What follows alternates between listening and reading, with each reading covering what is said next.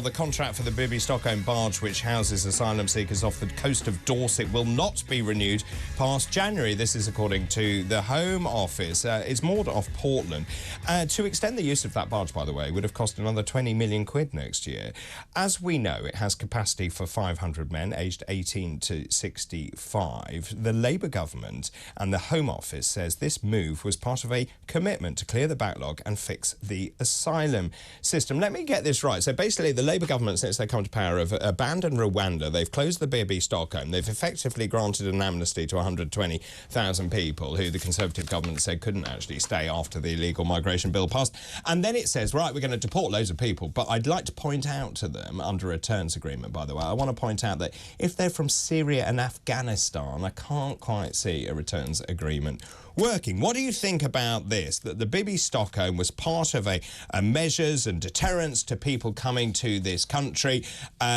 And I just wonder what your thoughts are on the news that that will be closing it. Of course, it's had a bit of a checkered past as well. Legionella was on that barge. Many people in Portland, I imagine, absolutely thrilled that it will not be renewed. Joining me now is Martine Sommers from the No To The Barge campaign.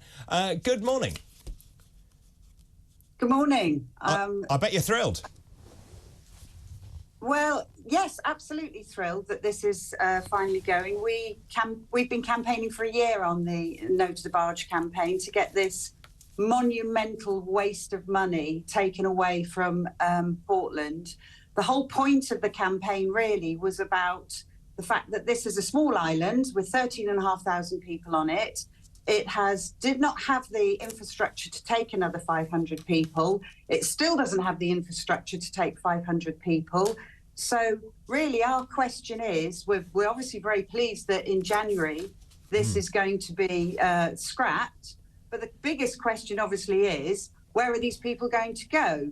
So although our new Labour MP is peacocking around very happily saying, you know, look what I've done, look what I've done. The big question now to him is, thank you very much for that. If that's really what you've done, what are you doing with these people that you are probably going to be granting asylum to and their families, and where are they going? Because Portland and Weymouth cannot hold all these extra people. And this is something exponentially up and down the country that people will be feeling and people will be saying, where are these people going? It's okay you saying we're going to scrap all these horrendous places that they're currently living in now, but where are they going? Are they going to be leapfrogging social housing queues where people have been waiting for housing and now suddenly they're finding that they're bottom of the queue because people are being granted asylum? And it is a brilliant question that you have, and I think the answer to your question is yes, they will be leapfrogging. But also, it's not just Bibby Stockholm, and obviously I understand that you are thrilled. It's also, we now know, Scampton, Wethersfield, all of these deterrents, and removing Rwanda.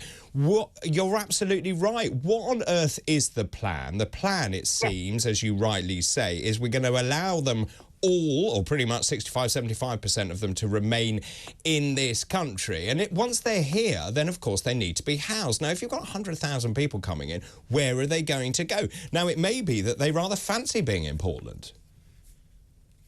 They may rather fancy being in Portland, but Dorset Council is in a huge amount of debt. We still don't have any extra infrastructure. We've been fighting for a year for extra services. We still don't have those, even though we were promised extra services. One thing that we will probably be very pleased to see going are the luxury coaches that have been laid on backwards and forwards into Weymouth. Double-decker, blacked-out window, air-conditioned, beautiful coaches backwards and forwards, which were laid on for free. We won't miss seeing those, whereas us plebs have to pay our fee into Weymouth on dirty, scruffy buses. That's something that will go. Obviously, that's a cost saving, and they will have to join us if they do come to Portland and live on Portland and Weymouth. Obviously, again, if social housing is used for them, will they bring their families? Is this extra strain on the infrastructure on an island of 13,500, where we still are currently having to wait on lists to see a GP? We've got one GP on the island. We've recently had our Pharmacy closed down. We have one pharmacy on the island. There are queues for the pharmacy. We don't have a full-time fire station. The police that we were promised, the extra policing that we were promised, never happened. So all these extra services that we were promised right at the beginning of when the Bibby Stockholm landed on our doorstep still haven't happened. And yet we will be, it looks like, taking on extra people. And I have to add as well, there's nothing really for them to do here.